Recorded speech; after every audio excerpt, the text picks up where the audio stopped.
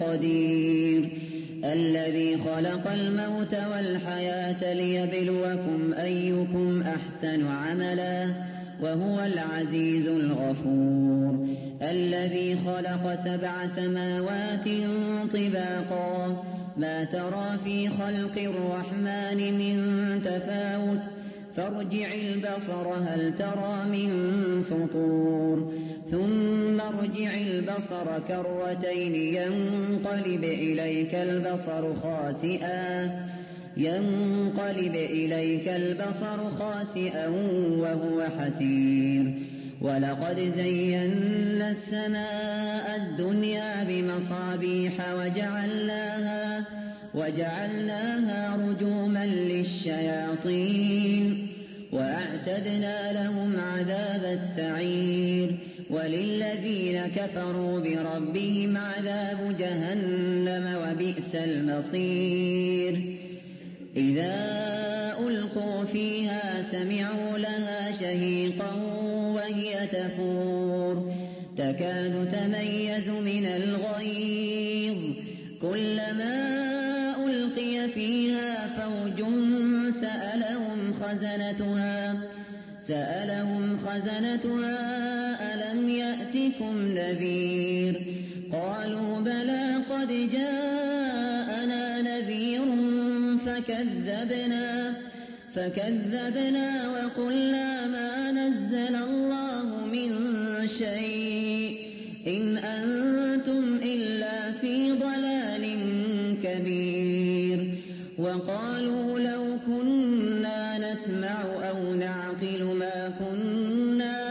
ما كنا في أصحاب السعير فاعترفوا بذنبهم فسحقا لأصحاب السعير إن الذين يخشون ربهم بالغيب لهم مغفرة وأجر كبير وأسروا قولكم أو اجهروا به إنه عليم بذات الصدور ألا يعلم من خلق وهو اللطيف الخبير هو الذي جعل لكم الأرض ذلولا فامشوا في مناكبها وكلوا من رزقه وإليه النشور أأمنتم من في السماء أن يخسف بكم الأرض فإذا هي تمور أم أمنتم من في السماء أن يرسل عليكم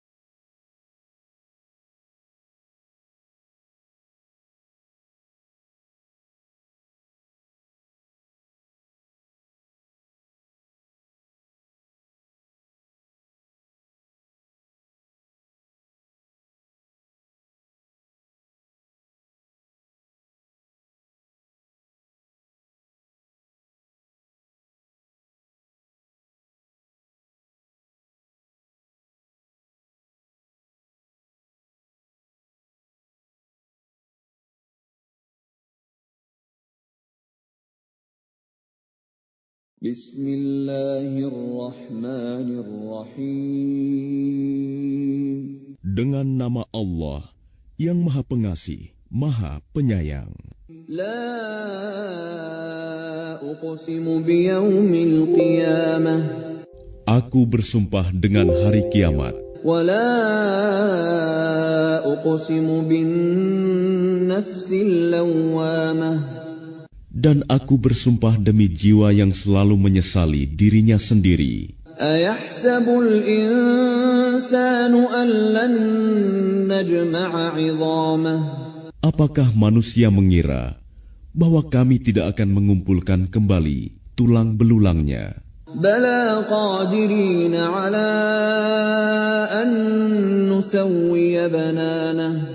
Bahkan kami mampu menyusun kembali jari jemarinya dengan sempurna. بل يريد الإنسان ليفجر أمامه. Tetapi manusia hendak membuat maksiat terus-menerus. يسأل أيان يوم القيامة. Dia bertanya, kapankah hari kiamat itu? فإذا برق البصر. Maka apabila mata terbelalak ketakutan, وخسف القمر. dan bulan pun telah hilang cahayanya, وجمع الشمس والقمر. lalu matahari dan bulan dikumpulkan, يقول الإنسان يومئذ أين المفر. pada hari itu manusia berkata, kemana tempat lari? كلا لا وزر. Tidak ada tempat berlindung. إلى ربك يومئذ المستقر. Hanya kepada Tuhanmu tempat kembali pada hari itu. ينبأ الإنسان يومئذ بما قدم وأخر.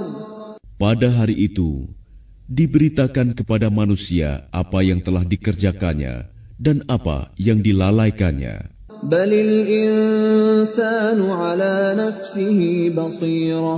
Bahkan manusia menjadi saksi atas dirinya sendiri. ولو ألقى معاذيره.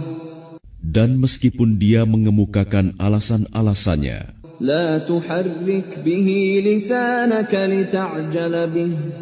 jangan engkau Muhammad gerakan lidahmu untuk membaca Al-Quran karena hendak cepat-cepat menguasainya. إن علينا جمعه وقرآنه. Sesungguhnya kami yang akan mengumpulkannya di dadamu dan membacakannya. فإذا قرأناه فاتبع قرآنه. Apabila kami telah selesai membacakannya, maka ikutilah bacaannya itu. ثم إن علينا بيانه. Kemudian sesungguhnya kami yang akan menjelaskannya. كلا بل تحبون العاجلة. Tidak, bahkan kamu mencintai kehidupan dunia وتذرون الآخرة. dan mengabaikan kehidupan akhirat. وجوه يومئذ ناظرة. Wajah-wajah orang mukmin pada hari itu berseri-seri, إلى ربها ناظرة.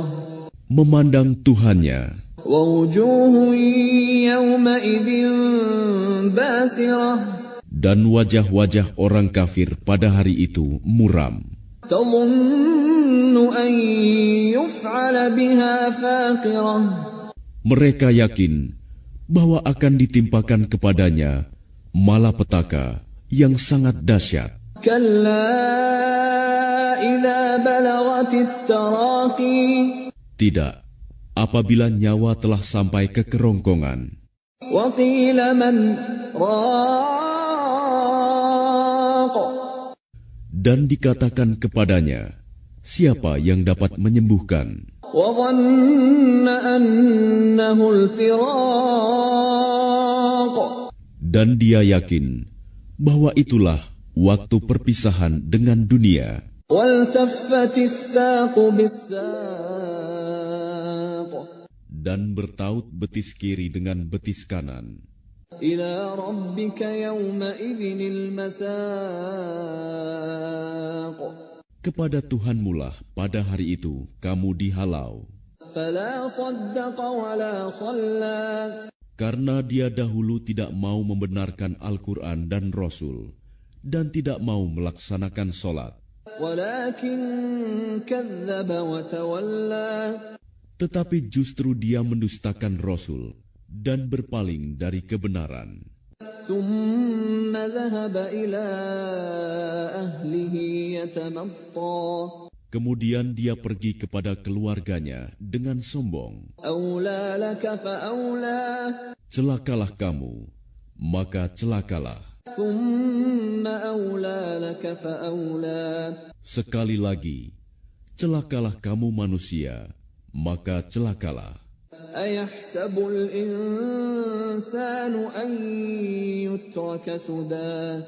Apakah manusia mengira dia akan dibiarkan begitu saja tanpa pertanggungjawaban. ألم يك نطفة من مني يمنى Bukankah dia mulanya hanya setetes mani yang ditumpahkan ke dalam rahim? ثم كان علقة فخلق فسوى Kemudian mani itu menjadi sesuatu yang melekat.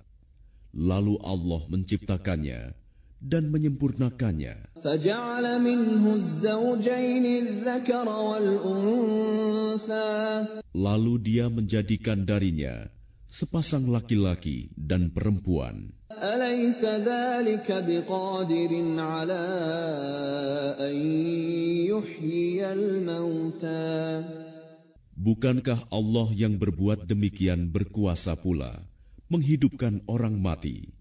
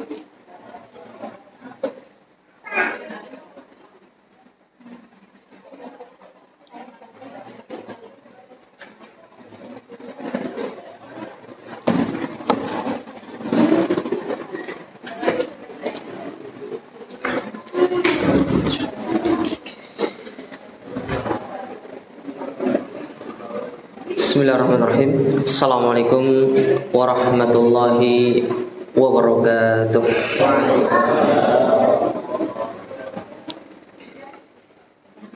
Innal hamdalillah nahmaduhu wa nasta'inuhu wa nastaghfiruh wa na'udzu billahi min shururi anfusina wa min sayyiati a'malina. Man yahdihillahu fala mudilla lahu ومن يضلل فلا هادي له واشهد ان لا اله الا الله وحده لا شريك له واشهد ان محمدا عبده ورسوله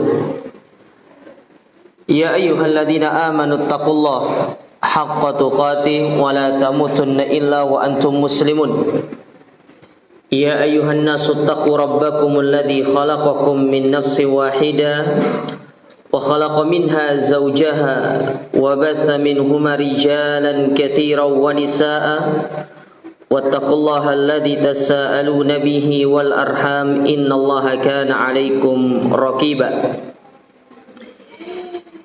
يا أيها الذين آمنوا اتقوا الله وقولوا قولا سديدا يصلح لكم أعمالكم ويغفر لكم ذنوبكم ومن يطع الله ورسوله فقد فاز فوزا عظيما أما بعد فإن أصدق الحديث كتاب الله وخير الهدى هدى النبي صلى الله عليه وعلى آله وسلم وشر الأمور محدثاتها فإن كل محدثة بدعة وكل بدعة ضلالة وكل ضلالة في النار.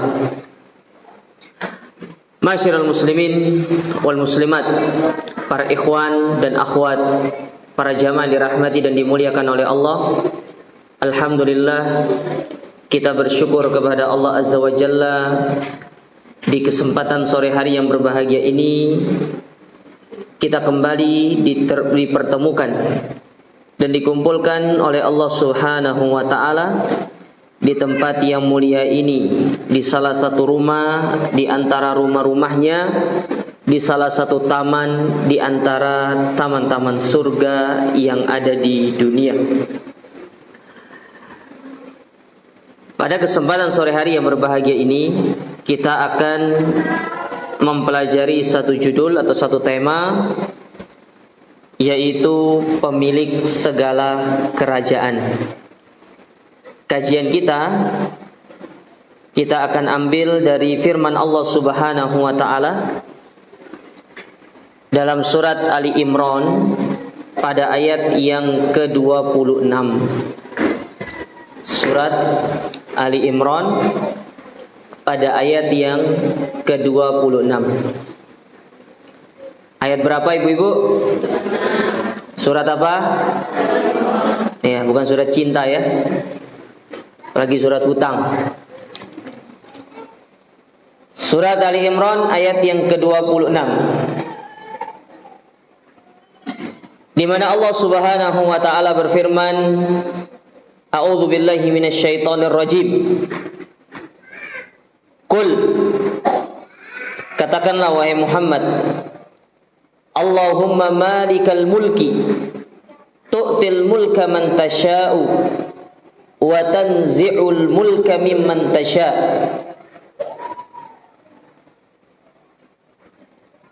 Bahwasanya Allah Subhanahu wa ta'ala yang memiliki segala kerajaan, baik itu kerajaan di langit maupun kerajaan yang ada di bumi,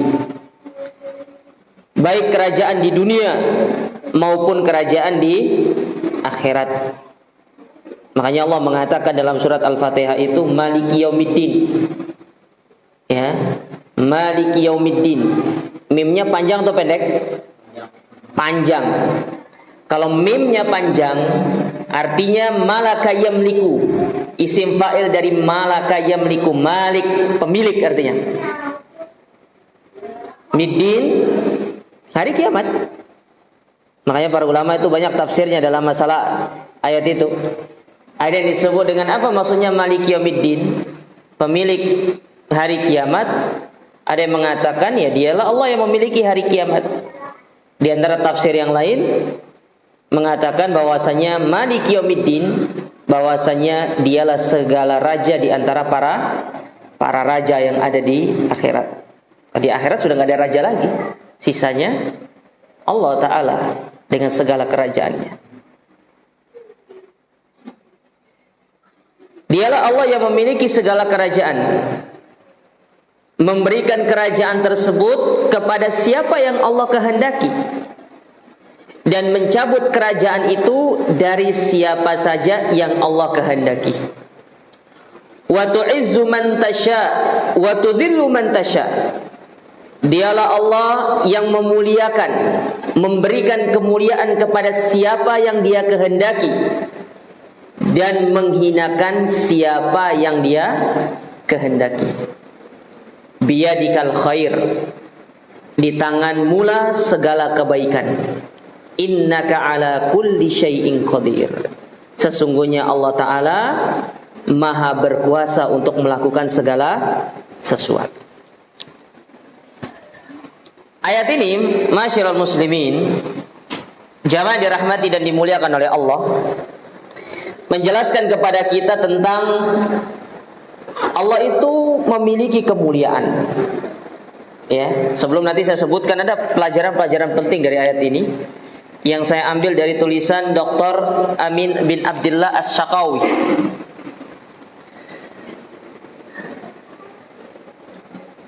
Bahwasanya ayat ini sebagaimana disebutkan oleh Imam Ibnu Katsir dan yang lainnya, menunjukkan tentang kemuliaan Allah, keagungan Allah, bahwasanya Allah itu berkehendak untuk mengangkat derajat seseorang dan berkehendak pula untuk menurunkan derajat seseorang. Jadi bukan semata-mata kita itu mulia karena kemampuan kita, tidak. Banyak orang yang memiliki kemampuan kecerdasan tapi nyatanya Allah hinakan. Banyak orang-orang yang tidak memiliki kemampuan seperti orang-orang yang mereka itu yang Allah hinakan, tapi Allah muliakan. Mana contohnya? Tidak usah jauh-jauh lah. Kita kembali ke zaman Nabi aja. Kalau zaman sekarang takut nanti kita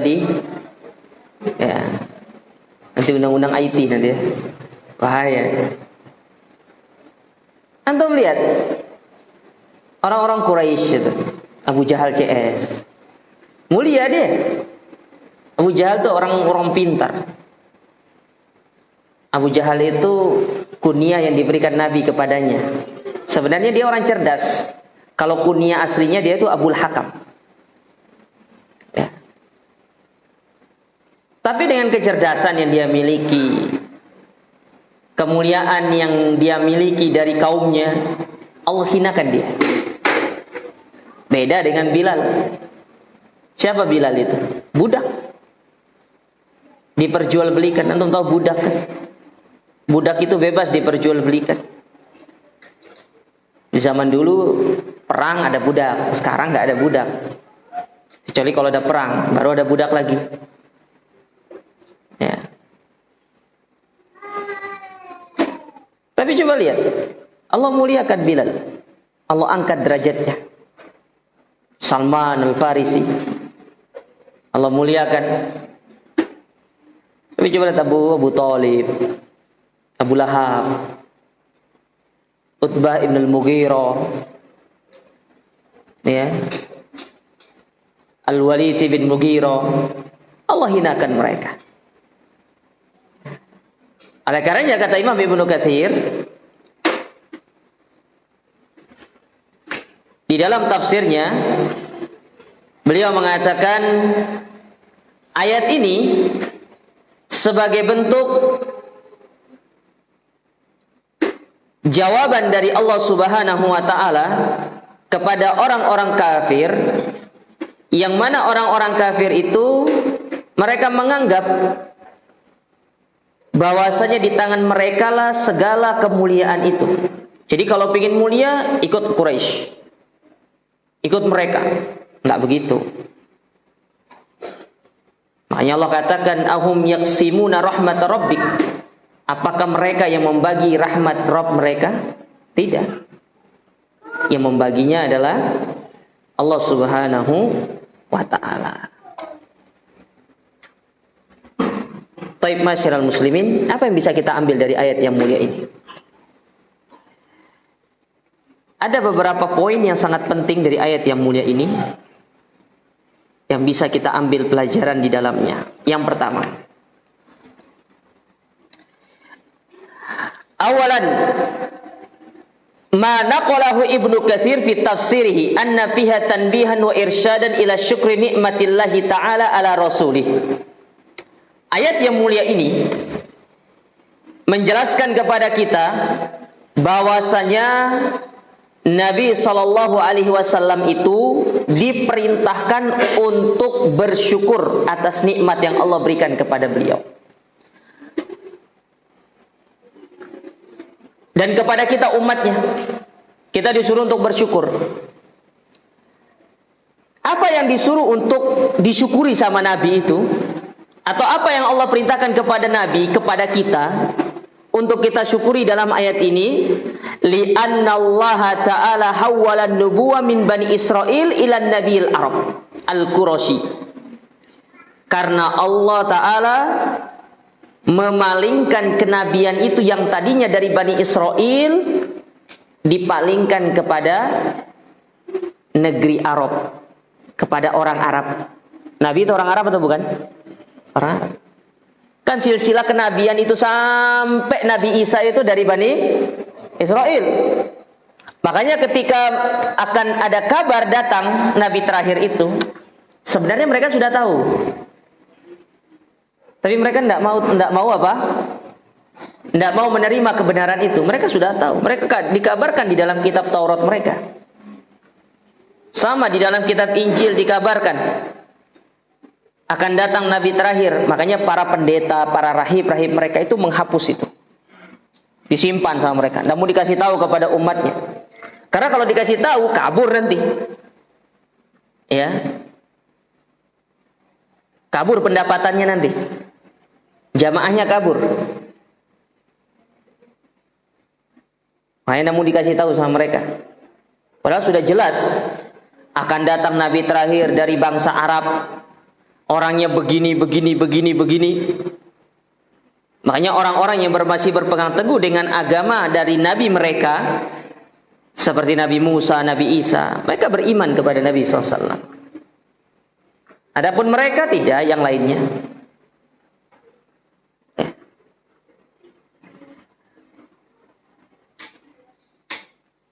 Jadi Allah memalingkan kenabian itu dari Bani Israel menuju bangsa Arab. Bagaimana sifat Nabi ini? Khatamul Anbiya alal itlaq, sebagai penutup para Nabi. Jadi nggak ada Nabi setelah beliau. Makanya kalau ada yang ngaku Nabi, bisa dipastikan 1000% dia itu pendusta. Nah, nggak usah kita bingung. Kadang-kadang kita ini suka bingung. Orang Indonesia itu orang yang paling mudah untuk dijual barang-barang kayak gitu. Ada yang ngaku malaikat, ikut dia. Saya heran itu kan. Ada yang ngaku nabi, ikut dia. Ada yang ngaku khalifah, ikut dia. Antum udah berbaiat kafir loh antum tuh. Bahaya antum tuh. Jangan-jangan antum sudah baiat ini.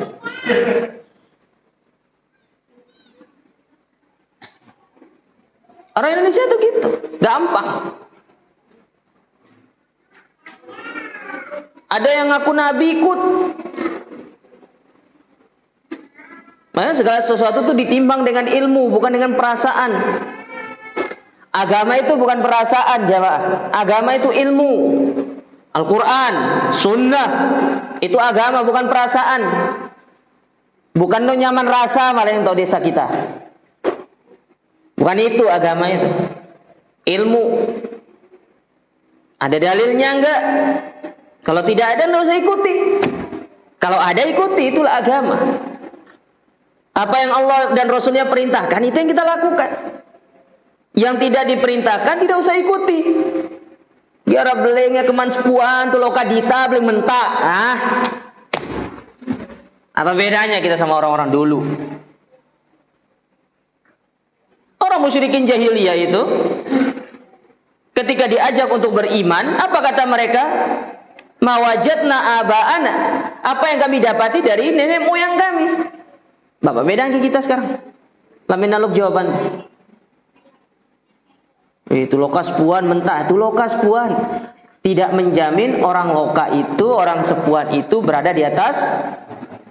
Al-ibratu laisa bil ashkhas. Al-ibratu bil haqa'iq. Kebenaran itu bukan karena personnya, bukan orangnya. Tapi di atas apa dia berdiri, itu dia kebenaran itu. Hatta anak kecil kalau dia benar, ikuti. Tapi kalau dia salah, ada orang yang besar itu, dia orang putih jenggot, min salah nurut ikuti. Tidak ada kewajiban kita. Ya. Jadi beliau penutup para nabi. Wa rasulillahi lasaqalain. Rasul yang Allah utus kepada as-saqalain. Apa itu saqalain? Ibu-ibu. Apa itu saqalain, ibu-ibu? Mana ibu-ibu nih? Bukan silikon ya. Saqalain.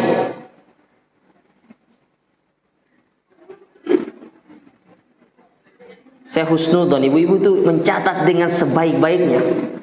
Setelah itu nanti di rumah disimpan, kemudian dipakai bungkus kacang. Malum, penuh buku-buku, ini bungkus kacang. Ya. Yang Allah utus kepada as-tsaqalain, yaitu kepada manusia dan jin. Jadi as-tsaqalain itu jin dan ya. Alladzi jama' Allah fihi mahasinu man kana qablahu. Yang mana ketika Nabi diutus itu Allah mengumpulkan segala kebaikan-kebaikan dari Nabi terdahulu. Ingat, Nabi itu diutus untuk menyempurnakan syariat yang sudah ada. Artinya ajaran-ajaran Nabi terdahulu itu dibawa. Contoh mana? Ibadah haji. Itu ajarannya siapa? Nabi Ibrahim. Menyembelih Nabi Ibrahim dibawa.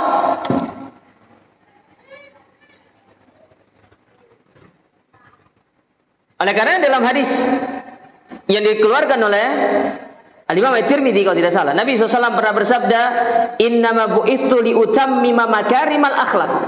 Sesungguhnya aku diutus untuk menyempurnakan akhlak yang mulia. Antum perhatikan bahasanya. Aku diutus untuk menyempurnakan. Berarti menyempurnakan itu sesuatu yang sudah ada atau belum? Sudah ada. Kan kita sekedar menyempurnakan. Sudah ada ajarannya. Tinggal disempurnakan. Mana yang bisa dibawa masuk dalam syariat itu tetap dibawa masuk, dipertahankan. Yang tidak dibuang.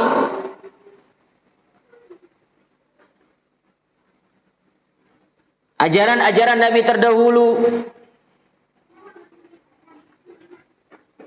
yang mana bisa untuk dibawa di dalam agama, diambil, dipraktekkan. Bahkan dijadikan sebagai syariat. Medan perang mencret mereka. Kalau sekarang musuh dengar kita mau perang, mau nyerang mereka, kita yang mencret duluan. Itu bedanya. Nabi enggak.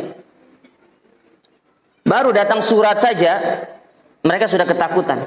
Lihat bagaimana Heraklius ketika kedatangan surat dari Nabi SAW mengatakan, "Ana ad'uka ilal Islam,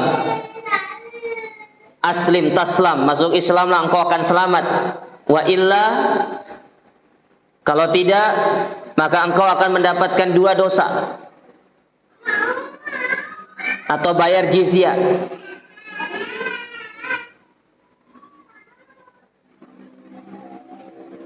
Takut mereka dengar Nabi mau perang. Itu yang pertama.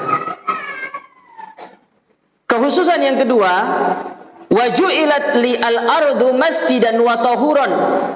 Allah jadikan bumi ini sebagai tempat sujud. Artinya dimanapun kita berada, selama tempat itu bukan tempat yang dilarang untuk sholat, tafadhol untuk sholat. Makanya tidak ada alasan untuk tidak melakukan ibadah sholat. Hatta antum sekarang lagi manen sawah itu, kadang-kadang ada orang tidak mau sholat gara-gara apa? Ustaz, baju saya kotor Ustaz. Kotor itu yang penting nggak najis. Hatta antum berendam di lumpur itu, kalau nggak ada najisnya nggak apa-apa antum sholat. Ya tapi masa pergi ke sawah nggak ada baju ganti itu kan ya? Bawalah sarung gitu kan. Bawa sarung. Apalagi zaman sekarang, Masya Allah, sarungnya nggak ada yang murah-murah. Sarung mahal yang dari Sulawesi itu. Apa sarung apa itu? Bulu kumba. Oh, harga satu saja berapa? Bisa sampai 1 juta malah ya. Kapan dipakainya? Idul Fitri aja. Saya masih ingat dulu itu. Jadi kalau Idul Fitri itu ya, keluar tuh orang-orang tua tuh pakai sarung gitu tuh. Ada yang warnanya biru merah. Ya. Sarung mahal itu. Ibu-ibu siapkan khusus buat suaminya. Ibu-ibu punya di rumah enggak? Hah? Enggak ada? Dalamnya toke nang leng anak kepukil terus.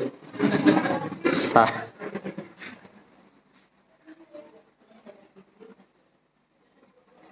Dimanapun sholat, kalau dapati waktu. Kemudian diantaranya Nabi SAW mengatakan lagi, wa uhillat al-maghanim, dihalalkan bagiku al-maghanim. Apa maghanim itu? Harta rampasan perang. Ya. Harta rampasan perang. Jadi dulu kalau berperang nggak boleh diambil hartanya. Kalau sekarang halal.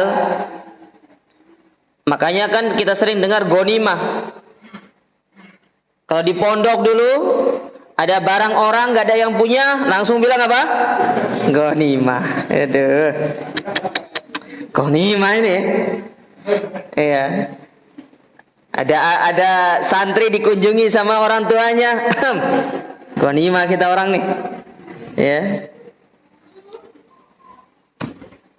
Ghanimah.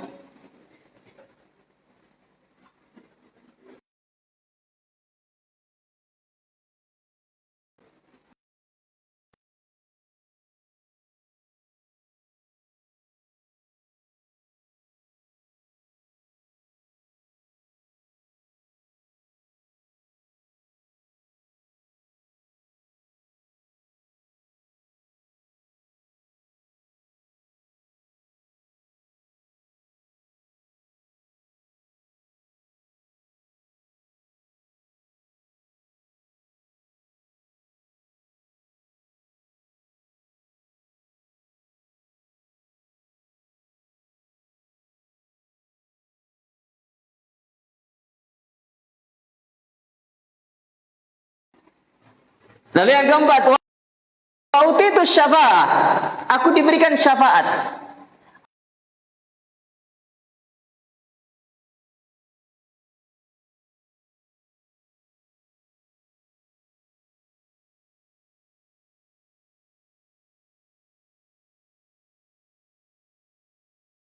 Apa juga?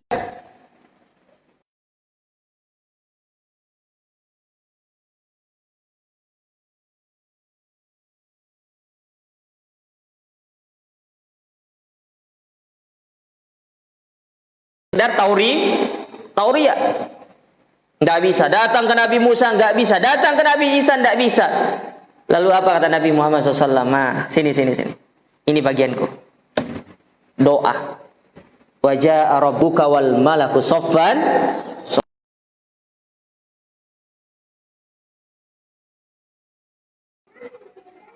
Nah itu tidak dimiliki sama Nabi yang lain. Hanya Nabi SAW. Nah yang paling penting itu yang ini nih. Wa kana an-nabiyyu yub'atu ila qaumi khassa wa bu'ithu ila nasi amma. Nabi itu diutus kepada seluruh manusia, bukan hanya kepada bangsa Arab. Jadi Nabi Muhammad itu bukan nabinya orang Arab, tapi nabi seluruh manusia.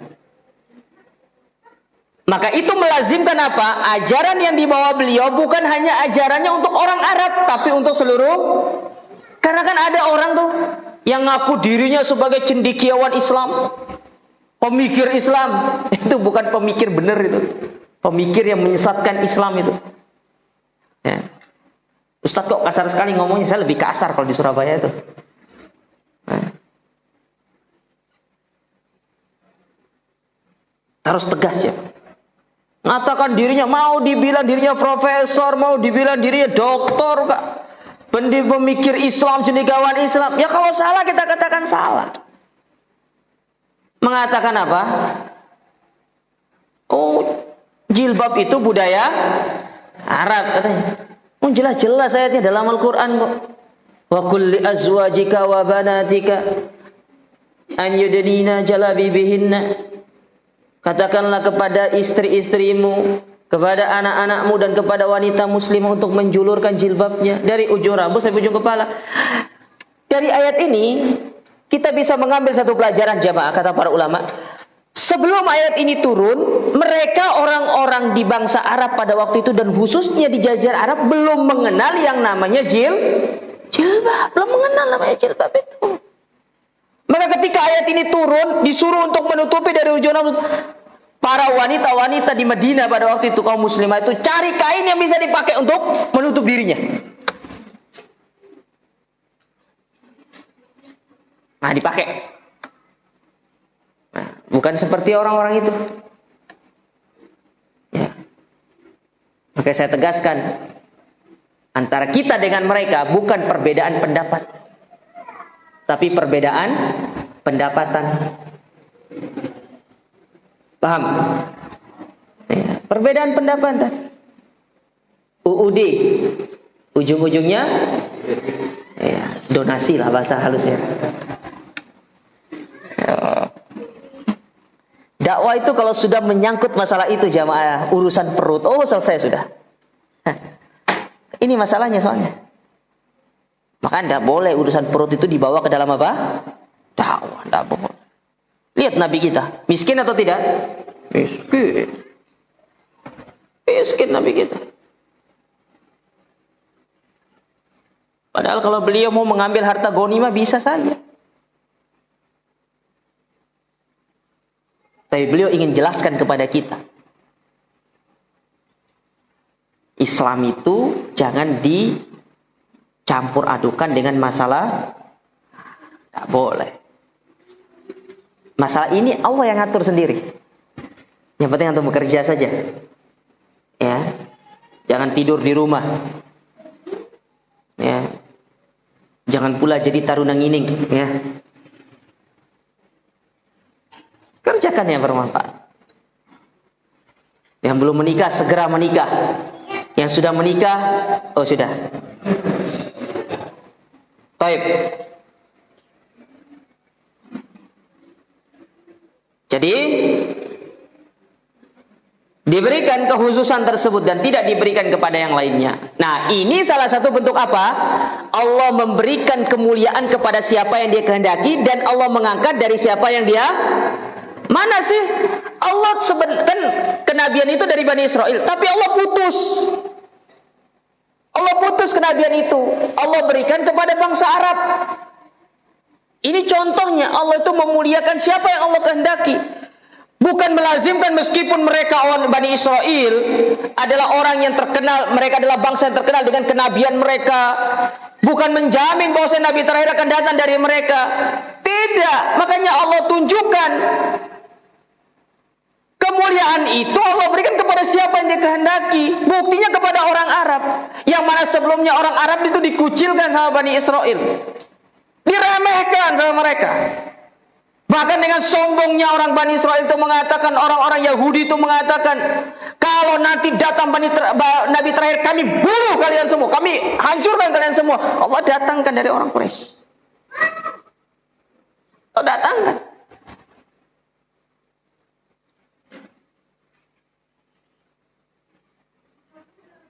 Wa tilkal ayyamu nudawiluha bainan nas. Kita tidak tahu jemaah. Hari ini kita mulia. Besok bisa jadi kita berada pada tingkatan kehinaan. Ada orang hari ini dia masih pakai jas. Selesai pemilu masuk rumah sakit jiwa. Betul tidak? Banyak. Masa dari kejadian itu kita tidak bisa berkaca? Allahumma malikul mulki tu'til mulka man tasya wa tanzi'u mulka man tasya. Kalau Allah sudah mau mencabut semua itu gampang. Kun fayakun. Selesai sudah. Ya. Baik. Itu yang pertama.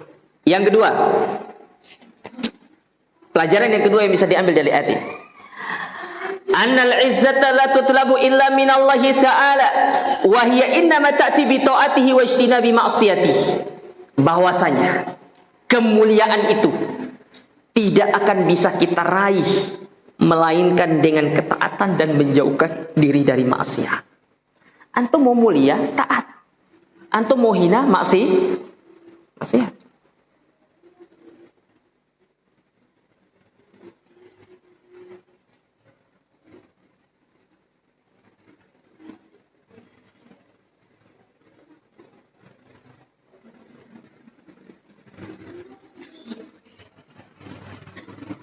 Coba simak firman Allah Ta'ala dalam surat Fatir ayat yang ke-10. Kata Allah Subhanahu wa taala, "Man kana yuridul izzata falillahil izzatu jami'ah." Barang siapa yang mencari kemuliaan, maka ketahuilah kemuliaan itu milik Allah seluruhnya. Antum cari kemuliaan, kemuliaan itu milik Allah seluruhnya. Ilaihi yas'adul kalimatut thayyib wal amalus shalih yarfa'u. Dan kepadanya lah kalimat-kalimat yang indah. Mana contoh kalimat yang indah? Tasbih, tahmid, tahlil, takbir, husnul kalam, ucapan yang baik, itu kalimat-kalimat indah. Kepadanya lah kalimat itu akan naik dan amal soleh yang kita kerjakan. Tujuannya apa? Dengan semua itulah Allah akan mengangkat derajat kita. Antum pengen mulia? Amal soleh, taat sama Allah.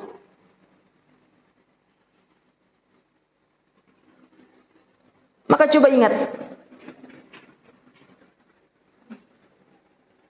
safari dakwah Ustaz Mizan di Seteluk, wasiat Jibril kepada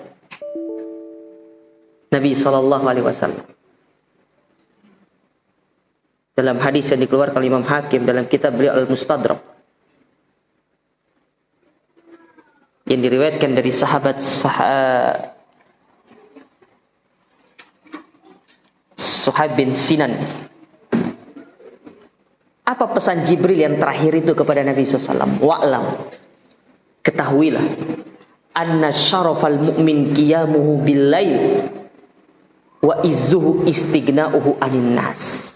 Ketahuilah wahai Muhammad, kemuliaan seorang mukmin itu, kemuliaan manusia itu terletak pada ketika dia bangun sholat malam dan dia mencukupkan diri untuk tidak minta-minta kepada manusia.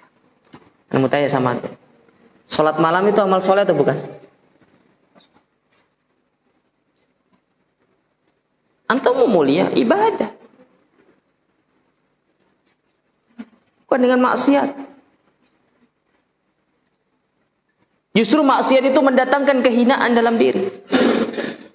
Sudah Allah hinakan kita di dunia, Allah hinakan kita di akhirat. Mana contoh kehinaan yang Allah berikan kepada pelaku maksiat di dunia? Satu, hilang ketenangan dalam dirinya. Orang mencuri tenang nggak? Ya tenang. Kecuali mencuri hati perempuan. Oh, ibu-ibu nggak ketawa. Ibu-ibu pernah dicuri hatinya? Hah? Pakai apa dulu dicurinya? Sebungkus bakso?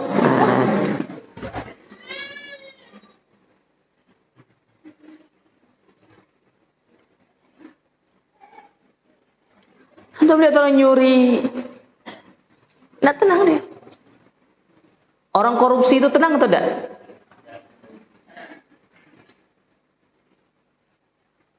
Berzina, ketika dia berzina, nikmat.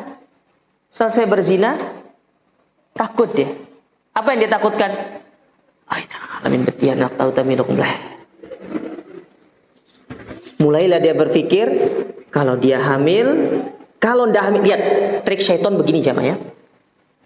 Ketika dia tidak hamil, memang sengaja syaitan itu menutup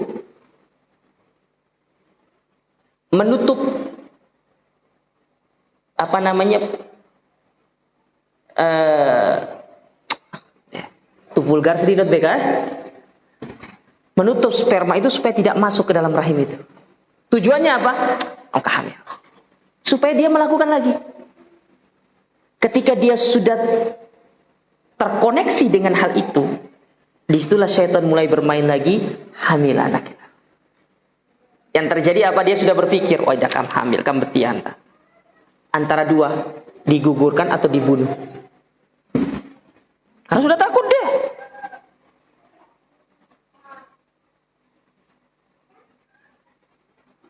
Seperti itu. Makanya tidak ada kenikmatan di dalam pelaku maksiat itu, tidak ada. Kehinaan yang ada. Disebutkan oleh seorang penyair, tafnal ladadatu mimman nala safwata minal harami wa yabqal hizyu wal aru tabqa awaqibu su'in fi maghabbatiha la khaira fil ladatin min ba'dihan nar. Kenikmatan, kelezatan yang antum dapatkan dengan cara yang haram sirna, hilang. Yang tersisa apa?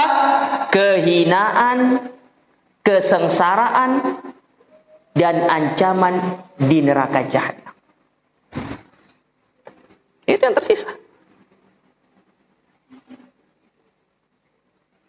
Pelaku narkoba,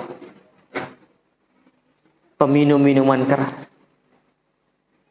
Iya, saat dia minum itu ngefly dia, terbang dia.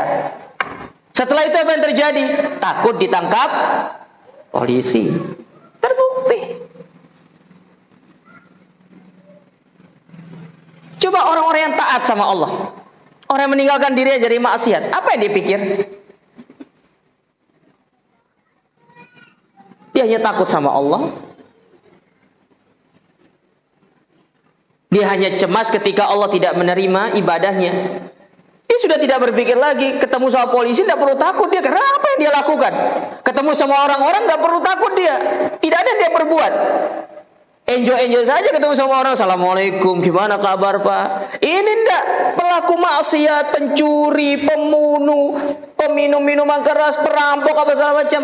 Ketemu sama orang takut, jangan-jangan intel sao. Bahaya sa, intel sa. Iya kan? Takut deh. Makanya pingin kemuliaan itu dengan kita taat. Ya. Maka kemuliaan itu punya Allah. Kalau mau kemuliaan itu, ambil dengan cara ketaatan kepada Allah Subhanahu wa ta'ala. Dengan cara kita taat, kita tundukkan diri kita dengan peraturan-peraturan Allah, dengan aturan yang Allah berikan kepada kita. Lihat para sahabat. Mereka taat dengan aturan-aturan Allah. Allah muliakan mereka. Allah puji mereka di dalam Al-Quranul Karim. Lihat para ulama kita, para tabi'in, tabi'ut tabi'in, a'immatul arba, imam yang 4. Siapa yang pernah ketemu sama mereka? Tidak ada. Tapi nama mereka harum luar biasa. Imam Bukhari. Antum pernah ketemu sama Imam Bukhari? Tidak pernah. Imam Muslim? Tidak pernah. Cuma mungkin punya tetangga, punya teman namanya Muslim mungkin. Tapi setiap kita membaca buku mereka, Sahih Bukhari, Sahih Muslim, pahala ngalir sama mereka. Allah muliakan mereka dengan taat, bukan dengan maksiat. Itu baru satu loh dampak buruk maksiat itu, melahirkan kehinaan. Belum lagi dampak buruk yang kedua, maksiat itu sebab ilmu itu tidak masuk dalam diri. Mau belajar apapun, sekeras apapun, tapi kalau satu sisi maksiat, tidak akan masuk ilmu itu. Ustadz, kenapa saya hafal Quran dari jam 1 malam sampai jam 4 subuh nggak masuk-masuk? Ingat apa kata Imam Syafi'i? Syaqautu ila waqi'an su'ahir di farsha dan ila tarkil ma'as. Hafalanku rusak, kata Imam Syafi'i. Ternyata guruku mengarahkan aku untuk meninggalkan maksiat. Karena ilmu dengan kemaksiatan tidak akan bisa bersatu. Tidak bisa. Dia penutup. Ilmu itu ketika ingin masuk ke dalam hati kita, ditutup sama maksiat itu, dia tidak boleh nyampe. Makanya supaya ilmu itu bisa nyampe ke hati, cabut maksiat itu dari hati Anda. Jangan dipupuk. Karena maksiat itu makanan syaitan. Semakin antum sering maksiat, semakin syaitan itu senang, besar dia. Tapi semakin kita taat, syaitan itu semakin kecil. Sehingga tidak akan bisa untuk bergerilya di dalam diri kita.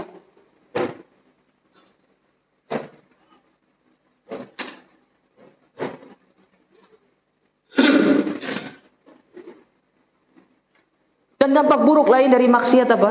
Itulah yang menyebabkan kehinaan di tengah umat ini. Maksiat. Saya mau tanya sama antum.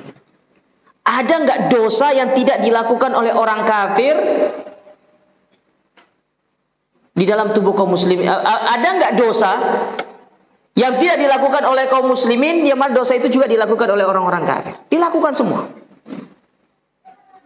Sebut saja riba. Orang kafir melakukan riba, wajar mereka riba. Islam riba enggak? Enggak riba mereka, bunga toh. Enggak riba Ustaz, bunga Ustaz.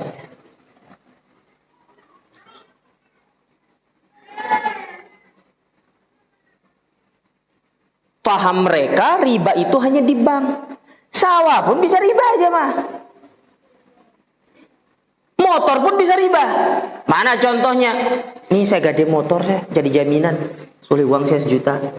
Kenang motor so. No bau. Riba itu.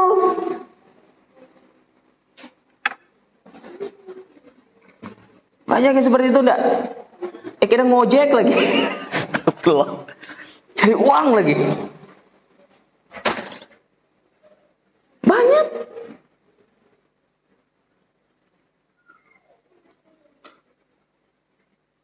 Dosa apa lagi? Banyak zina. Iya. Ya, tidak ada dosa yang dilakukan oleh orang kafir, melainkan ada dalam tubuh kaum muslimin. Yang lebih parah syirik.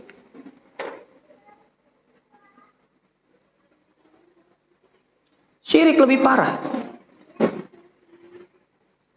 Bahkan kala-kala orang kafir itu melakukan kesyirikan dalam diri kita ini. Di zaman modern seperti ini masih banyak syirik. Penuh dinut sadar. Mana contoh syirik yang masih merajalela sekarang ini? Masih penuh tulal kusandro. Apalagi sandronan banyak penyakit. Hanya pening otak tustui. Alok balik dirana. Alok ngining nama. Apa maksudnya nama itu? Obat maksudnya ya?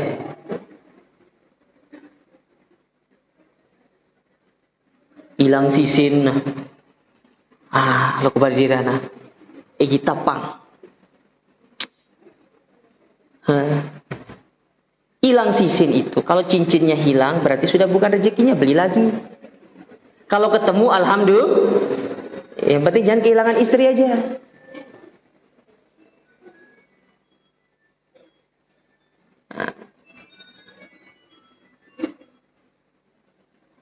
Baik.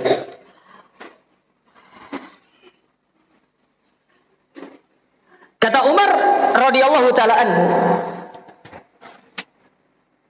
dalam sebuah asar yang diriwayatkan oleh Imam Hakim dalam kitab beliau Al-Mustadrak. Beliau mengatakan, nahnu qaumun, kami adalah sebuah kaum, sekelompok kaum, seorang manusia. Kami adalah kaum a'azzanallahu bil islami, yang Allah muliakan dengan Islam. Famahma iftaghainal izzata bi ghairihi adallana Allahu. Maka barang siapa di antara kami yang mencari kemuliaan daripada selain daripada Islam, Allah pasti akan menghinakan kami. Bayangkan. Dulu mereka sebelum Islam datang hina. Tapi ketika Islam datang di negeri Arab, Masya Allah, mulia mereka. Nah sekarang sama. Kita ini sudah diberikan Islam sama Allah. Tinggal cari sunnah. Kita sudah diberikan sunnah sama Allah. Jaga. Karena sunnah ini kita dimuliakan. Antum lihat. Kita lihat diri kita aja mas. Sebelum kita dulu mengenal sunnah, betapa kita ini berada dalam kehinaan.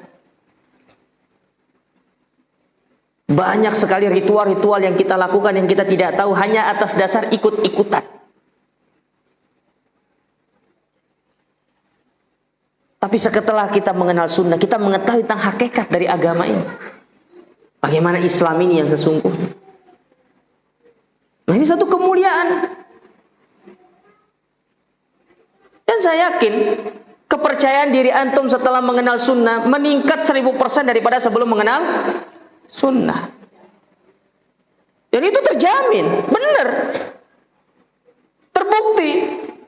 Orang sebelum mengenal sunnah dia tidak punya kepercayaan diri, tapi setelah dia mengenal sunnah, dia ngaji, dia belajar bab akidah, belajar bab tentang tawakal, takut itu harus kepada siapa, berharap itu hanya kepada siapa, dia ngerti, dia punya kemuliaan itu.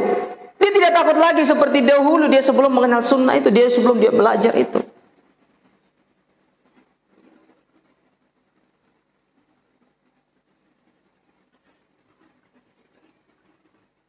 Maka jaga kemuliaan ini. Kan tidak semua orang Allah berikan. Bayangkan, ya, betapa banyak orang yang lalu lalang melihat masjid ini ada di sini. Toahnya itu besar-besar itu sampai ke tengah sana. Apa semua orang datang ke sini? Tidak. Tidak aja.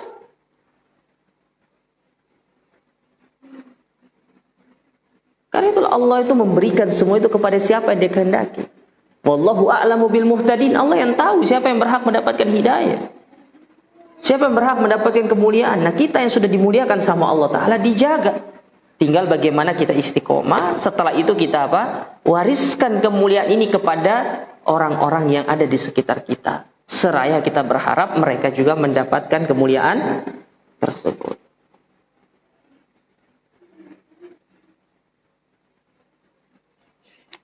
Lihat bagaimana Umar mengatakan, kami adalah satu kaum yang Allah muliakan dengan Islam. Sebelum Islam datang mereka kaum yang bukan kaum yang mulia. Bahkan setelah Islam datang, bangsa Quraisy menjadi bangsa yang mulia. Para sahabat menjadi manusia yang paling mulia setelah para nabi dan rasul. Jadi kalau antum tanya manusia yang paling mulia setelah para nabi dan rasul, jawabannya para sahabat. Manusia yang paling mulia setelah para nabi dan rasul, Abu Bakar As-Siddiq.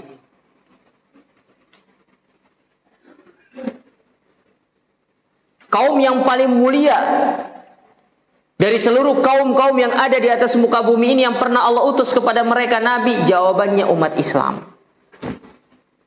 Buktinya umat Islam itu yang pertama kali masuk surga.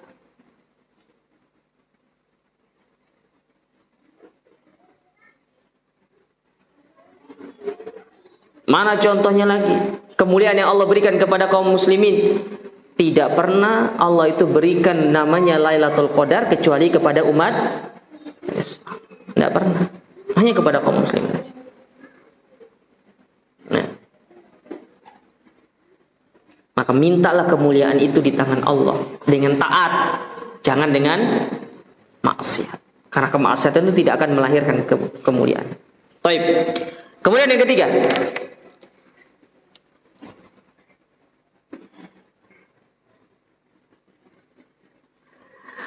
annadulladzi yusibal insana innama huwa bimaksiyati lillahi wa li rasuli.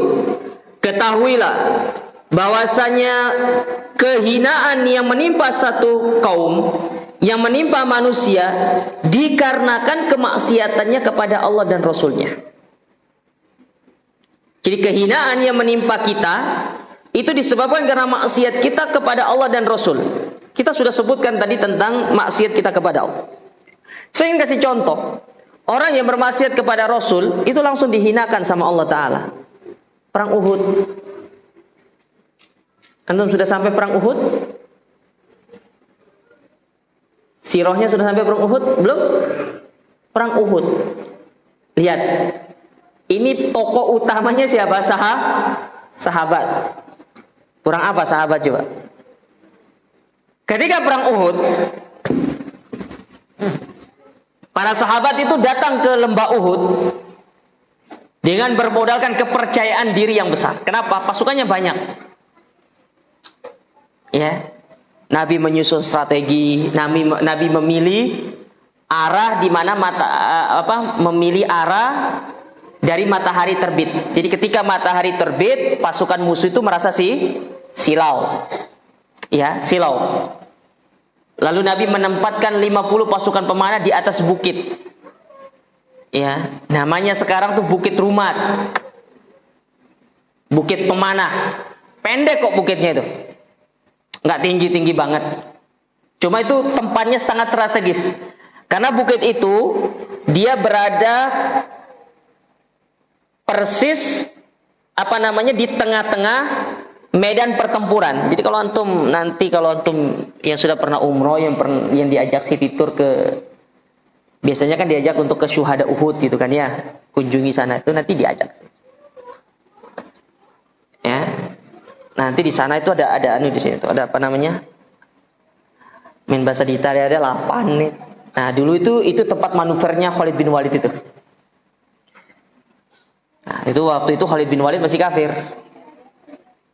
Pesan Nabi satu pada waktu itu kepada 50 pasukan yang di atas bukit ini. Apapun yang terjadi jangan turun. Mau menang mau kalah yang penting jangan turun. Duel. Perang sudah. Menang kaum muslimin. Ya. Pasukan kafir itu sudah kocar-kacir, lari sana sini, terbingkal-bingkal sudah, terbirit-birit sudah. Sehingga di tengah-tengah itu yang tersisa apa? Harta rampasan perang, pedang-pedang mereka orang-orang kafir itu. Nah, melihat yang bawah ini mengumpulkan harta rampasan perang, yang di atas tuh ngomong, turun ayo. Kalau nggak turun kita nih bahaya, nggak dapat kita harta rampasan perang itu, nggak dapat ghanimah kita.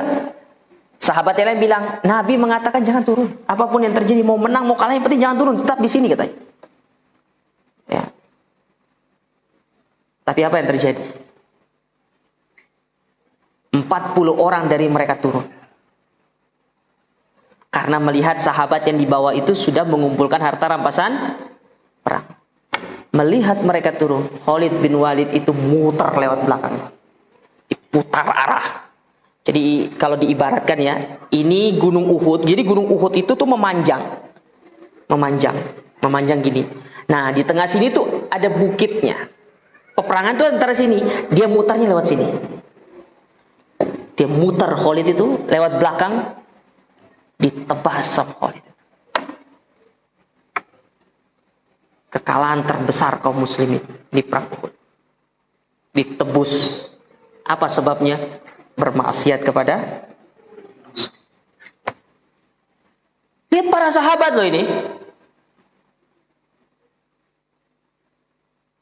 Ketika ajaran Rasulnya tidak didengarkan, ketika perintah Rasulnya tidak didengarkan, apa yang terjadi? Allah hinakan. Iya, para sahabat langsung diberikan balasan oleh Allah Subhanahu wa taala. Kita cepat atau lambat pasti akan diberikan kehinaan tersebut. Maka satu contoh kehinaan yang Allah tidak angkat dari tubuh kaum muslimin sampai detik ini. Sebagaimana Nabi SAW mengatakan, Sallallahu alaikum dhullan. Niscaya Allah akan menimpakan kehinaan kepada kalian. Hatta tarji'u ila dinikum. Wala yanzi'u ankum hatta tarji'u ila dinikum. Dan tidak akan Allah cabut kehinaan itu sampai kalian kembali kepada agama kalian. Sampai kembali kepada Rasul kalian. Lihat perpecahan di tengah-tengah kaum muslimin. Apakah sampai sekarang masih terjadi? Masih. Apa sebabnya? Mereka tidak mau kembali kepada ajaran Rasul. Padahal Allah sudah memberikan kita sebuah wejangan, memberikan kita sebuah rambu-rambu. Fa in tanaza'tum fi syai' fad'u ila Allah wa Rasul. Kalau kalian berselisih, enggak usah jauh-jauh, Al-Qur'an, sunnah tempat kembalinya, enggak usah jauh-jauh. Dzalika khairun wa ahsanu ta'wila. Itulah sebaik-baik tempat kalian kembali. Ada perselisihan pendapat, kembali kepada Al-Quran dan Sunnah. Gak usah jauh-jauh. Oh, menurut pendapat saya. Makanya beragama itu kalau menurut pendapat, itulah yang bisa menyebabkan crash di tengah kita. Tapi kalau menurut Al-Quran dan Sunnah, tidak ada ceritanya orang itu crash. Oh, kita berbicara secara ilmiah kok. Nah, kalau Anda ingin berbicara secara ilmiah, tidak ada masalah. Dan itu tidak akan menimbulkan perpecahan. Tapi ketika kita sudah meninggalkan asas kita, Al-Quran dan Sunnah, sebagai pedoman kita di dalam kita beragama, apa yang terjadi? Banyak orang membuat kelompok mereka masing-masing. Mereka menuduh kita, oh itu Salafi itu memecah belah umat. Iya, kita pecah belah mereka. Mana yang hak, mana yang batil. Kita bedakan mana yang hak, mana yang batil, mana yang benar, mana yang salah kita katakan. Mana itu syirik, mana itu tauhid, kita harus jelaskan. Tidak bisa beragama itu hanya diam-diam saja. Masa antum rela melihat di tengah-tengah kaum muslimin masih berbuat kesyirikan, di tengah keluarga antum berbuat kesyirikan, lalu antum diam, tidak ngomong seperti itu? Berarti antum menghalalkan diri antum untuk diadab oleh Allah Ta'ala. Kita menyampaikan ini bukan karena kita ingin begini, oh itu memecah belah umat. Benar, ingin memisahkan mana kebenaran, mana keburukan. Dan itulah yang terjadi dari zaman Nabi SAW sampai detik ini. Maka jangan kemakan dengan syubhatnya orang-orang harokiyin, dengan statementnya orang-orang pergerakan. nata'awanu fi mattafaqna wa natadaru fi matalahna. Kita harus saling tolong menolong dalam hal yang kita sepakati. Oke. Kalau kita bersepakat di atas Al-Quran dan Sunnah, tidak ada masalah. Tapi masalahnya ini, kita tidak bersepakat di atas Al-Quran dan Sunnah. Dan kita harus toleransi dalam hal yang tidak kita perselisihkan. Iya, kalau dalam masalah fikih silakan, tidak ada masalah. Kalau sudah kita berselisih dalam masalah akidah, dalam masalah manhaj, yang satunya berdemo, yang satunya enggak, ya gimana kita mau bersatu? Ya enggak bisa lah. Kita mengajak orang supaya mendengar, taat kepada pemimpin kaum muslimin. Kalau ingin menyampaikan nasihat, silakan menyampaikan dengan nasihat cara yang baik, pegang tangannya. Ya, bukan dengan cara berorasi di tengah ramai. Ngajak wanita lagi, membawa spanduk turunkan harga mahar gitu kan.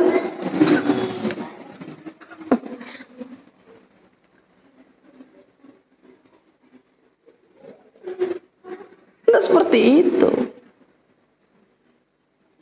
Hendakan kehinaan itu hendakan dicabut sama Allah. Kalau mau dicabut, kembali kepada Al-Quran dan Sunnah, kembali kepada pemahaman salaf. Bayangkan sekarang banyak fitnah-fitnah yang muncul. Disuruh kita berbaiat kepada pemimpinnya. Lain negaranya mana? Lu antum mau berbaiat dengan pemimpin negaranya mana dulu? Lah kalau Indonesia ya Pak Jokowi dong.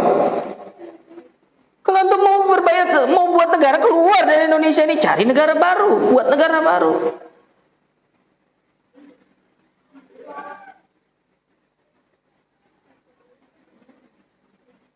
Belum yang satunya bilang, Nabi Muhammad dulu itu berada dalam kesesatan. Subhanallah. Mana salah memahami ayat wa wajadaka dhallam fahada. Karena Allah mendapati engkau dalam kesesatan dan Allah memberikan engkau hidayah. Makanya ngerti Al-Quran itu dengan tafsirnya, bukan dengan otaknya. Nah, inilah jamaah sekalian. Al-Quran dan Sunnah itu penting. Kalau mau Islam itu kembali kepada zaman dahulu, mulia, Allah angkat kehinaan, kembali kepada Al-Quran dan Sunnah. Jangan selisih Allah dan Rasulnya, terutama dalam masalah-masalah ibadah, akidah. Terlalu banyak variasi-variasi yang tidak diajarkan di dalam ibadah kita ini. Kalau mau bervariasi, itu yang disunnahkan tuh, bukunya Ustaz Mizan ada tuh. Variasi apa? Variasi sunnah dalam ibadah. Boleh, silakan. Itu dianjurkan. Mana contoh variasi sunnah dalam ibadah? Bacaan doa dalam setiap ketika sholat kan bervariasi. Antum mau pakai amanah nggak ada masalah. Yang penting jangan apa kau baca ini wajah tuh bid'ah syirik kamu itu. Nggak boleh kalau itu. Finnar kamu itu nggak boleh. Yang satunya mau pakai wajah tu wajiyah, yang satunya mau pakai ya subhanallah, mau pakai ini, terserah. Itu variasi yang dibenerin. Yang salah itu kalau dia itu membaca doa yang tidak diajarkan. Nah, itu yang benar, variasi yang benar itu yang diajarkan. Ya kalau tidak diajarkan tidak benar namanya. Nah, ini yang perlu dipahami.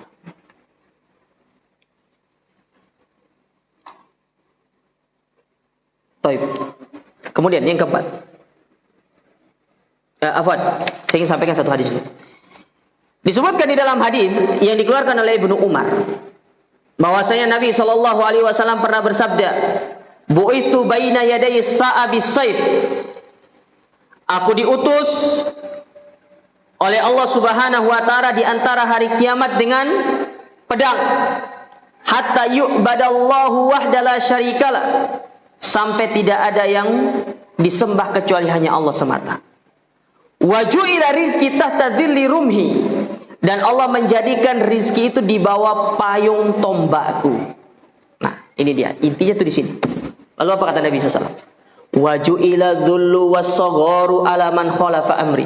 Allah menjadikan kehinaan bagi orang-orang yang menyelisihi perintah. Wa man tashabbaha biqaumin fahuwa minhum. Dan barang siapa yang bertasyabbuh dengan satu kaum, maka dia bagian daripada kaum tersebut. Tasyabbuh yang terbesar yang dilakukan oleh kaum muslimin terhadap orang-orang musyrikin itu, orang-orang kafir, itu bukan hanya dalam masalah pakaian. Itu tasyabuhnya terlalu remeh. Tapi tasyabuh terbesar yang dilakukan oleh kaum muslimin ini, bentuk penyerupaan yang dilakukan oleh kaum muslimin yang terbesar itu, yang pertama syirik, yang kedua melakukan bid'ah dalam agama. Ini tasyabuh terbesar. Mana contoh syirik? Ya, syirik. Orang Yahudi, orang Nasrani syirik atau enggak? Syirik. Orang Nasrani menyembah Isa. Orang Yahudi menyembah Uzair. Mengatakan Uzair itu anak Tuhan. Apa bedanya kita yang meminta kepada pohon, yang meminta kepada ini, datang ke kuburan, ya, pergi bayar nadar ke tepi laut, sambil bawa jaring ikan, lalu dilemparkan. Sudah datang 7 bulan. Nah, banyak seperti itu. Apa bedanya? Ya. Turun tanah juga. Anaknya dikorong. Kayak ayam berkokok. Kita ada istilah turun tanah ya? Ada kan? Anaknya turun tanah. Disuruh injak apa? Injak telur ya? Bukan telur kan? Bukan. Kurang ekstrim. Injak paku aja tidak apa-apa sebenarnya. Ya. Banyak. Bid'ah. Mana contoh bid'ah dalam beragamanya? Orang-orang Nasrani itu bid'ah aja dalam beragama. Ada satu buku yang berjudul Dirasatu Bainal Adyan. Yaitu studi tentang studi antar agama. Antara Yahudi, Nasrani, dan Islam. Itu banyak sekali. Kebid'ahan yang dilakukan oleh orang-orang Nasrani, orang-orang Yahudi itu banyak. Dan itu dilakukan oleh pendeta-pendeta mereka, rahib-rahib mereka. Dilakukan. Dan itu diulang oleh kita. Banyak mereka-mereka yang mengaku diri mereka sebagai seorang dai, tapi justru mengajarkan kebid'ahan. Mengajarkan perkara-perkara baru yang tidak diajarkan. Dan ini musibah dari umat ini. Taib. Yang keempat, isbatu qadratillah fahuwa subhanahu al-qadir ala kulli syai'. Ayat ini mengajarkan kepada kita tentang Allah itu berkehendak atas segala sesuatu. Berkehendak atas segala sesuatu.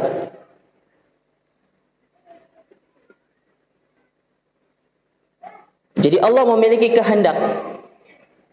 Makanya banyak ayat-ayat itu ditutup dengan Allah mengatakan wa huwa ala kulli syai'in qadir, dan dialah Allah yang berhak atau berkehendak melakukan segala sesuatu. Contoh satu doa yang diajarkan oleh Nabi SAW kepada kita untuk kita baca, untuk kita perbanyak doa ini. Dan doa ini mengandung seruan untuk kita mengakui akan kehendak Allah Subhanahu wa taala kepada kita. Kata Nabi SAW di dalam sebuah hadis, "Do' yadaka 'alal ladzi ta'lam min jasadik." Letakkanlah tanganmu ya di atas tempat yang sakit dari tubuhmu. Seraya engkau mengatakan bismillahi salat. Engkau mengucapkan bismillah sebanyak 7 kali. Sakit kepala, taruh aja bismillah. Bismillah. Tapi dengan niat untuk apa? Meminta kesembuhan. Bismillah. Ya. Setelah itu, katakanlah doa ini sebanyak 7 kali, kata Nabi SAW. Apa doanya? A'udzubillah wa qudratihi min syarri ma ajidu wa uhadir. Ya Allah, dengan menyebut namamu, aku berlindung kepadamu dan kekuasaanmu dari kejelekan yang aku dapatkan dan aku hindarkan. Ini doa harus dihafal jemaah sekalian. A'udzubillah wa qudratihi min syarri ma ajidu wa uhadir. Ya. Kita berdoa kepada Allah dengan kekuasaan Allah. dengan kudrat Allah Ta'ala. Ya. Dari segala keburukan. Ya. Karena Allah yang berkehendak atas segala sesuatu. Ya. Antum sakit, sehat, itu kehendak Allah semua. Ya. Antum bisa datang ke sini, itu juga karena kehendak Allah. Ya. Kita bisa melakukan apapun, semua itu karena kehendak Allah Subhanahu wa Ta'ala. Taib. Kemudian yang terakhir, yang kelima, di antara pelajaran yang bisa kita ambil dari hadis ini, fadlud du'ai wa ahamiyatihi. Keutamaan dari berdoa.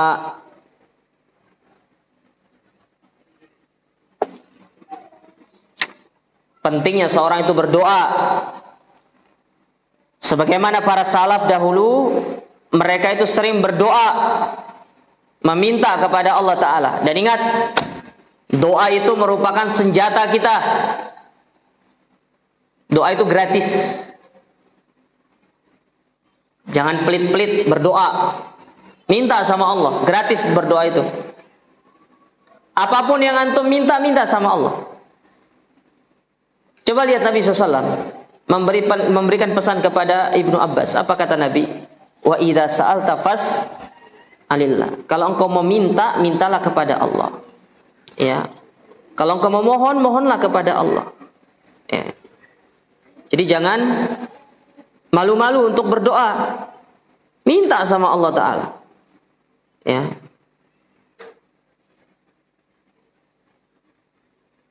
Minta sama Allah Subhanahu wa Ta'ala.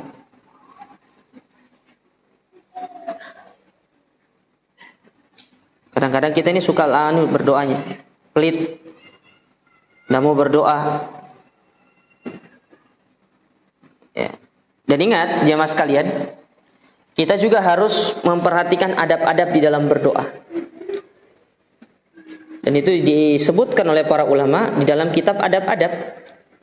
Salah satu buku adab yang bagus yang antum harus baca itu, yaitu buku yang berjudul Mausu'ah Al-Adab Al-Islamiyah, Ensiklopedia Adab Islami, yang ditulis oleh Asy-Syaikh Abdul Aziz Ibn Fathi Sayyid Nida. 2 jilid, warna hijau. Warna hijau dia, cetakan Pustaka Syafi'i kalau nggak salah. Ya, itu bagus bukunya adab. Itu menjelaskan adab yang banyak. Salah satu adabnya ada adab doa. Adab berdoa. Bagaimana sih adab supaya doa kita itu dikabulkan sama Allah? Itu dijelaskan. Karena kadang-kadang kita ini suka berdoa itu ya, asal-asalan. Makanya doanya nggak dikabulkan. Kurang memenuhi adab. Sederhananya begini jamaah sekalian. Antum kalau minta sesuatu kepada orang, apakah langsung nanti ke rumahnya saya mau minta ini, langsung gitu nggak? Atau ada intermezzonya dulu? Ya, ada intermezzonya dulu. Bahkan harus cari waktu yang tepat kan? Telepon dulu. Assalamualaikum Pak, bilok rungan sih ya, rungan balong. Saat saya ketahuan saya sedang balik. Nawar, oh saya, baru saya bertamu. Oh sila jam bidah.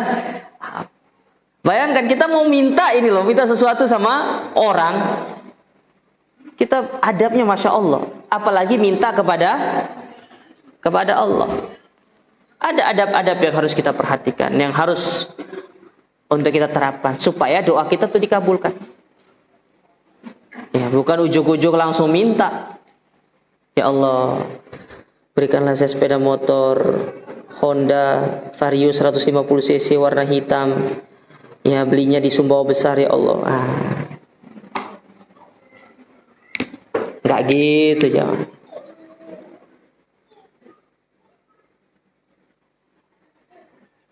Terus dalam berdoa hatinya keliling gitu kan. Hatinya keliling di dalam dealer cari mana Honda yang bagus itu kan. Nggak gitu. Ada adab-adab. Nah, kalau saya sebutkan adab-adab itu tuh terlalu banyak, nanti bisa dibaca sendiri saja. Atau mungkin sudah pernah dipelajari adab-adab di dalam kita berdoa. Intinya berdoa itu sangat penting Dan Allah memerintahkan kita untuk berdoa. Nah, di antara contoh doa yang sangat dianjurkan untuk kita memperbanyak berdoa dengan doa ini, yaitu doa sapu jagat. Rabbana atina fid dunya hasanah wa fil akhirati hasanah wa qina adzabannar. Nah, ini doa yang diajarkan oleh Nabi SAW dan juga disebutkan di dalam Al-Quran. Karena doa ini mencakup umum. Ya Allah, berikanlah aku di dunia ini hasanah. Hasanah itu umum. Hasanatan nakiroh, umum. Yufidul am. Kata-kata nakiroh itu mengandung arti umum. Berarti kebaikan-kebaikan yang banyak di dunia, apapun kebaikan itu. Dan bisa jadi kebaikan yang Allah berikan kepada kita itu lebih baik daripada apa yang kita minta. Makanya minta aja. Ya. Maka perbanyak membaca doa ini. Misalnya kita nih, karena kita tahu kan, ketika sujud itu salah satu tempat tempat terkabulnya doa. Daripada pusing-pusing cari doa, enggak tahu, sikat doa ini. Rabbana atina fid dunya hasanah. Tapi dibaca setelah membaca doa sujud. Jangan doa ini dibaca tapi doa sujud enggak dibaca, bid'ah antum. Doa sujud dulu baru doa ini. Ya. Makanya salah satu doa yang disunnahkan untuk dibaca antara ruknul yamani dengan hajar aswad, dari rukun yamani ke hajar aswad itu, yaitu kita membaca Rabbana atina fid dunya hasanah. Itu yang suruh kita perbanyak membaca. Kebaikan yang banyak. Bisa meliputi antum minta kebaikan itu, kebaikan dalam rumah tangga, kebaikan dalam pekerjaan, kebaikan dalam usaha, ya kebaikan istri antum membuka hatinya supaya mendapatkan, ya banyak, gitu kan ya. Itu kan kebaikan ya. Ya. Sudah ada yang ikhlas di sini, ibu-ibu? Ibu-ibu, sudah ada yang ikhlas? Oh, ikhlas. Kayak maksa gitu ikhlasnya itu. Ya, taib. Ya, saya cukupkan sampai di sini dulu kajian kita ya. Apa yang bisa kita ambil pada kesempatan yang berbagi ini, semoga bermanfaat. Masih ada waktu sedikit. Silakan kalau ada pertanyaan kami persilakan. Nah. Bagaimana menanggapi pendapat yang mengatakan bahwa Allah menciptakan dunia ini wallahu a'lam. Itu hadisnya dhaif. Ya, Allah menciptakan agama, Allah menciptakan dunia ini dengan nur Nabi Muhammad. Ya. Allah Ta'ala, itu hadisnya dhaif. Yang jelas Allah menciptakan dunia ini ya dengan segala isi-isinya selama 6 hari. Adapun dunia ini diciptakan oleh Allah sebelum Allah menciptakan Nabi Muhammad. Karena dunia ini, lihat ya, para ulama itu berselisih pendapat apakah sebelum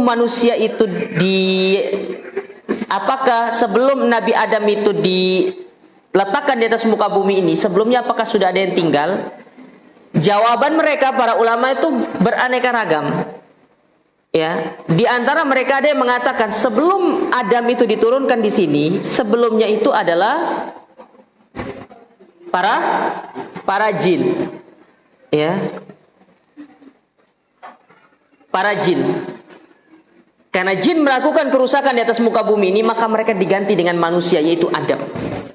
Dan itu dalil mereka, yaitu firman Allah Ta'ala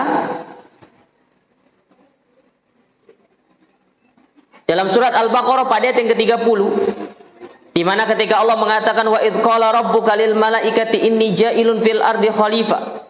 Tatkala Rabb mereka berkata kepada malaikat, sesungguhnya aku akan menjadikan pengganti di atas muka bumi, itu manusia. Malaikat mengatakan, ataj'alu fiha man yufsidu fiha wa yasfikud dima. Apakah engkau akan mengganti? Apakah engkau hendak menjadikan orang yang merusak dan menumpahkan darah di sana? Sedangkan kami bertasbih memujimu dan menyucikan namamu. Nah, ini kata para ulama, di antara dalil yang menjelaskan bahwasanya sebelum manusia itu hidup di bumi ini ada penghuni lain, dan para ulama mengatakan adalah jin. Ya, jadi dunia ini sudah diciptakan jauh sebelum Nabi SAW diciptakan. Itu sebenarnya karangan-karangan orang-orang sufi sebenarnya. Allah menciptakan dunia ini dengan Nur Muhammad. Ya, karangan-karangan orang-orang sufi. Sebenarnya demikian. Makanya para ulama tidak membahas dalam masalah ini. Ya, ada yang membahasnya, tapi ya itu hanyalah cerita-cerita di antara mereka. Allah Ta'ala alam. Ada yang lain? Ya. Apakah semua para nabi dan rasul? Jawabannya tidak. Kalau dibilang apakah semua para nabi dan rasul sebelum Nabi Muhammad itu adalah Bani Israel, jawabannya tidak. Karena Israel itu adalah nama lain dari Ishak. Karena sebelum Ishak itu Ibrahim. Sebelum Ibrahim itu banyak nabi. Jadi Bani Israel itu adalah sebutan untuk generasi dari Nabi Ishak. Paham ya? Jawabannya tidak. Ya. Tapi paling banyak memang Nabi itu dari kalangan Bani Israel. Pertanyaan saya, berapa jumlah Nabi? Hah? Ada berapa jumlah Nabi? Ya bisa jawab, saya kasih hadiah. Saya bukakan berkah dari Ustadz. Berkah dari guru.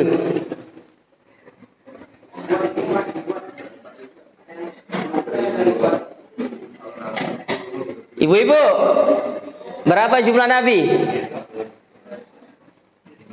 25? Oh banyak. Jawaban diplomatis itu. Jumlah Nabi banyak.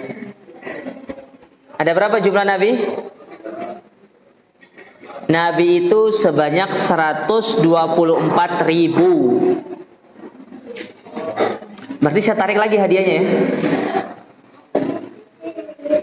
Sedangkan Rasul itu 313. Jomplang banget ya antara Nabi dan Rasul ya. Nabinya saja 124.000. Makanya sekarang itu harus protes guru agama itu, diprotes guru agamanya. Kan kita diajarkan sekarang nih, jumlah Nabi dan Rasul ada berapa? 25.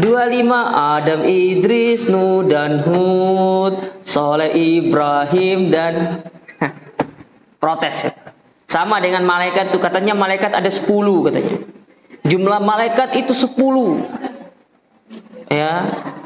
Malaikat penjaga, sebutkan nama-nama malaikat beserta tugasnya.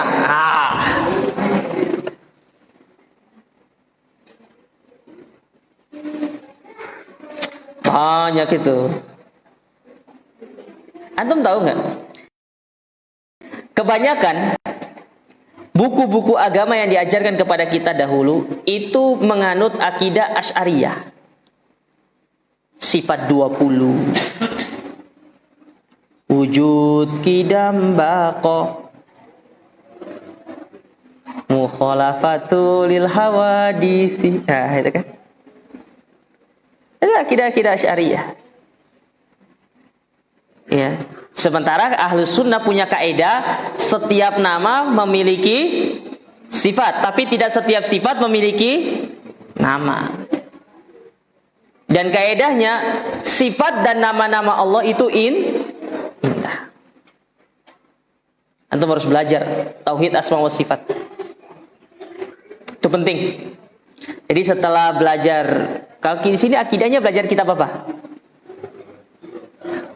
Setelah usul salasa itu nanti ustadznya tahu kok. Siapa yang ngajar? Ustadz siapa? Ustadz Sofyan ya. Sofyan ya? Saladin. Ya, Ustadz Sofyan Saladin. Beliau lebih paham masalah itu. Ya. Apalagi sudah masuk nanti, kalau sudah saatnya nanti antum diajarkan akidah wasatiyah, akidah tohawiyah. Ini kitab-kitab yang berat. Jangan minta itu dulu, nanti pusing antum. Ya usul salasa dulu, setelah itu nanti qawaidul arba, kasfu syubuhat. kemudian nanti usulus sittah, habiskan itu dulu kitab-kitab kecil kalau bisa dihafal.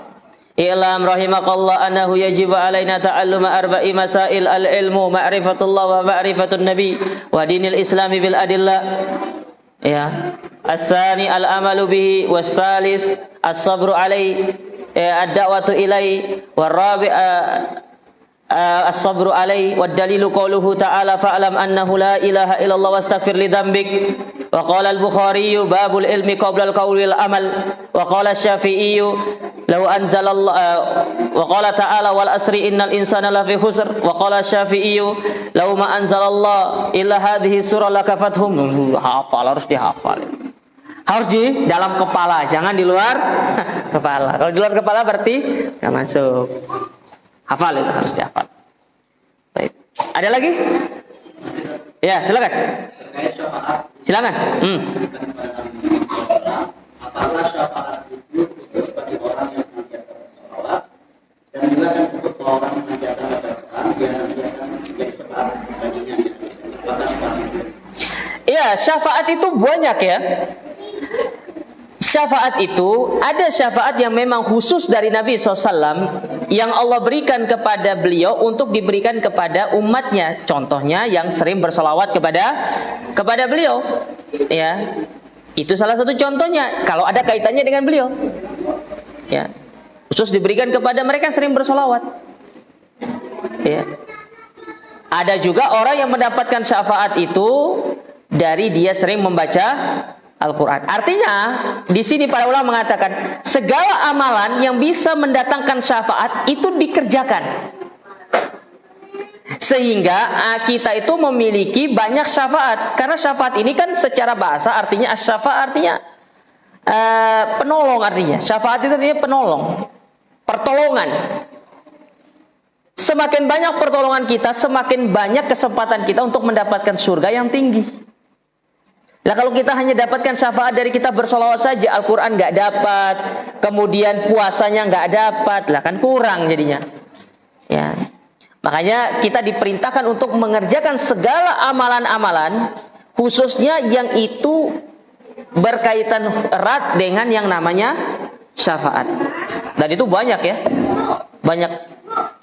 Ya, itu banyak. Nanti coba dicari-cari di kitab-kitab para ulama menjelaskan tentang ada namanya kitabus syafa'ah, kitab syafaat itu dijelaskan. Ada amalan-amalan yang menjelaskan kepada kita tentang amalan apa yang bisa mendatangkan syafaat. Di antaranya itu tadi Al-Quran, kemudian apa lagi? Sholawat, apa lagi? Berpuasa, ya, apa lagi? Banyak. Berteman dengan orang yang soleh. Ya, cari teman yang baik. Kumpul bersama mereka, jangan duduk dengan ahlul bidah. Ya, justru itu tidak akan mendatangkan syafaat. Satu lagi, silakan. Kalau melaksanakan sholat fardu, mana yang lebih sunnah dalam membaca doa? Apakah dalam sujud terakhir atau sudah sholat? Semua sujud. Bukan hanya sujud terakhir. Mengkhususkan berdoa di sujud terakhir, hadza bid'atun. Mengkhususkan berdoa hanya di sujud terakhir itu termasuk bid'ah. Tapi kita disunahkan berdoa di setiap sujud. Makanya imamnya itu jangan kayak ayam patok beras. Allah Akbar, Allah Akbar. Belum tuh, nampak tubuh-tubuh doa tuh. Baru Robbana apa dulu? Ya. Jadi setiap sujud tidak dikhususkan pada sujud terakhir. Karena ada yang mengkhususkan di sujud terakhir. Karena tidak ada dalil yang secara tegas mengatakan hanya di sujud terakhir doa itu yang bagus. Enggak. Kecuali seperti doa yang hadis mengatakan apa? Bahwasanya di antara tempat terkabulnya doa itu yaitu sebelum salam. Jelas kalau itu. Tapi kalau sujud terakhir itu tidak ada dalilnya. Makanya katakan para ulama itu bid'ah. Jadi yang disunahkan itu pada setiap sujud. Itu yang pertama. Yang kedua, berdoa setelah sholat itu boleh, tapi jangan dirutinkan. Kalau dirutinkan itu jadi perkara-perkara Beda. Antum sekali-kali berdoa tidak ada masalah. Tapi berdoanya setelah apa? Zikir. Zikir dulu baru doa.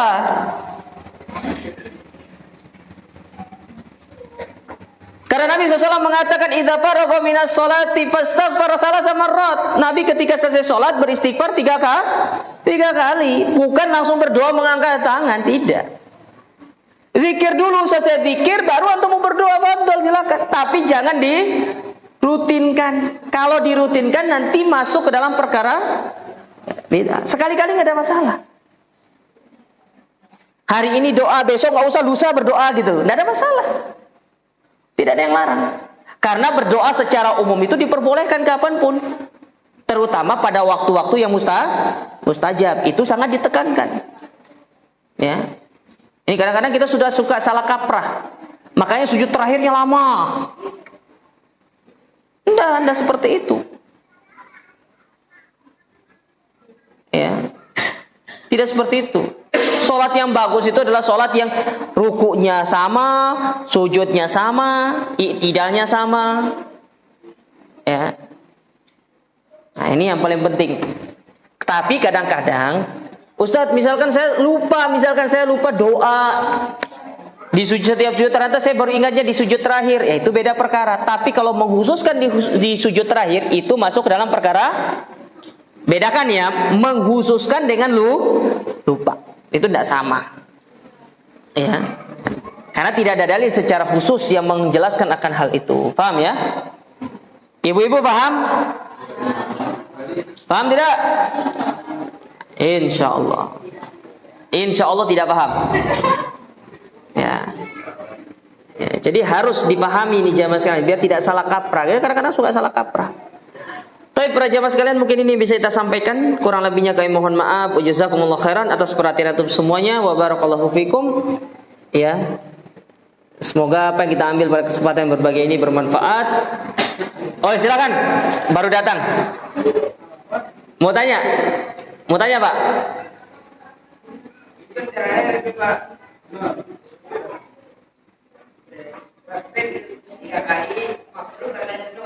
Hah?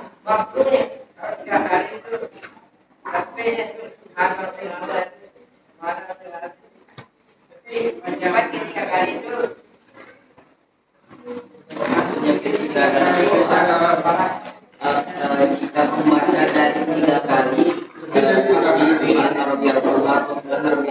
itu makruh katanya maksudnya beliau. Oh. Jadi lebih dari 3 kali. Hah? Jika lebih dari 3 kali makruh. Tidak ada masalah.